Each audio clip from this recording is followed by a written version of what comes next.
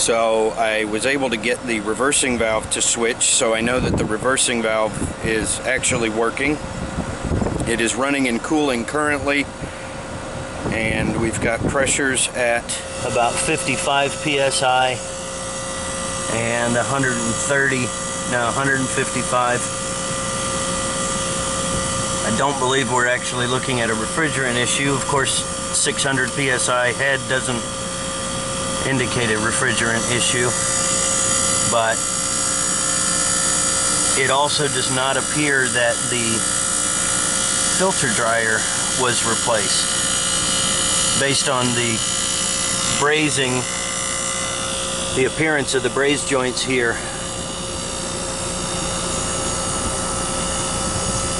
the one on the filter dryer does not look anything like this. It actually looks like a factory filter dryer. So it does not appear that whenever this system was repaired, and it does appear that it was a reversing valve,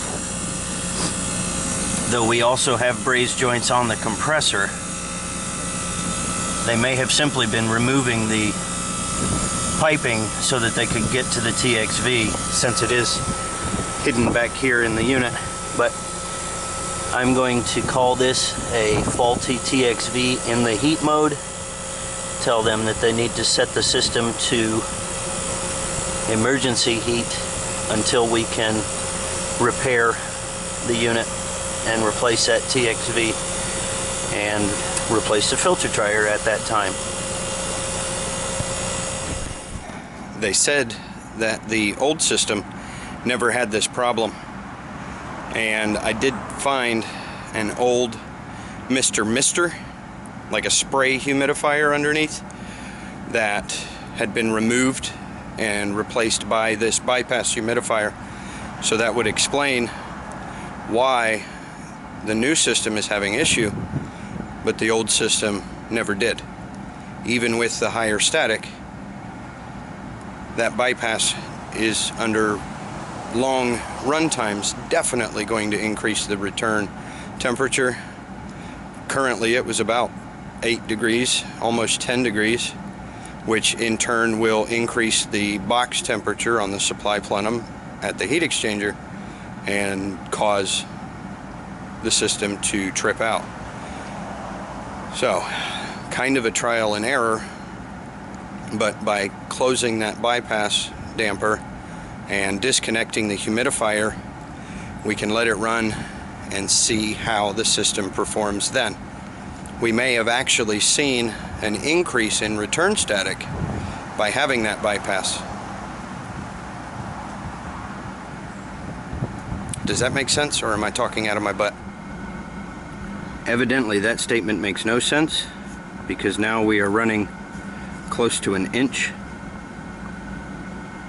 of static with that bypass closed. So obviously the bypass actually alleviated supply pressure and reduced the return pressure by adding positive pressure.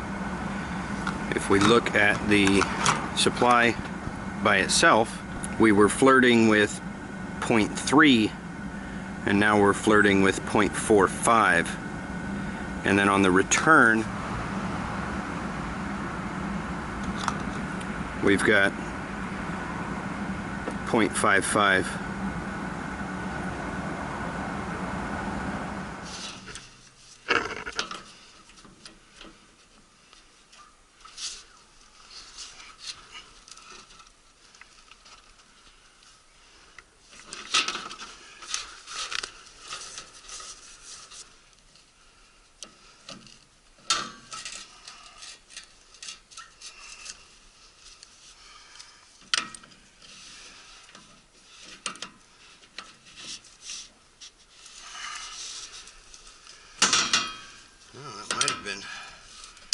Able to be just tightened, but don't want to take that risk and be wrong and have to do the work anyway.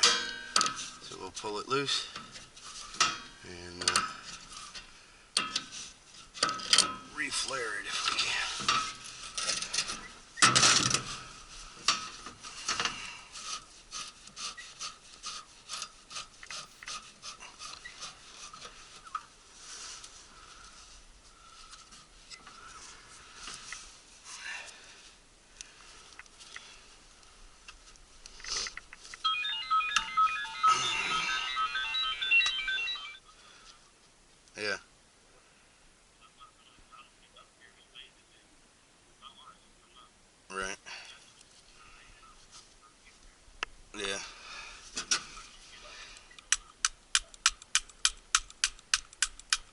Yeah, I hear you.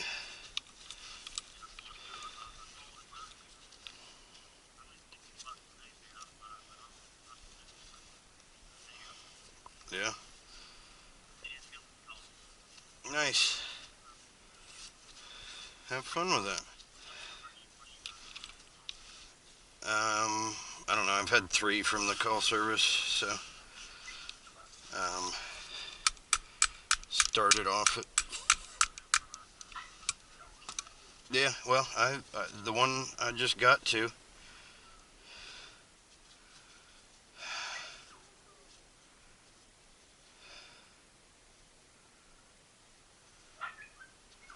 Anyway, guys, there's a lot of black on the inside of that pipe.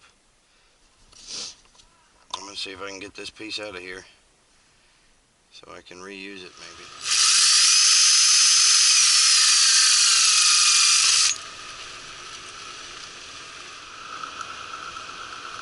We got it analyzer set up for natural gas.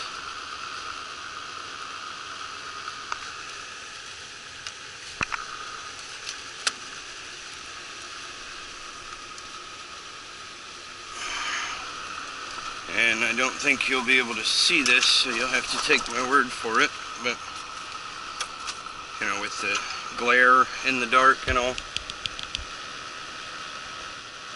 We're counting down from 15O2 and up from 3.5 CO2.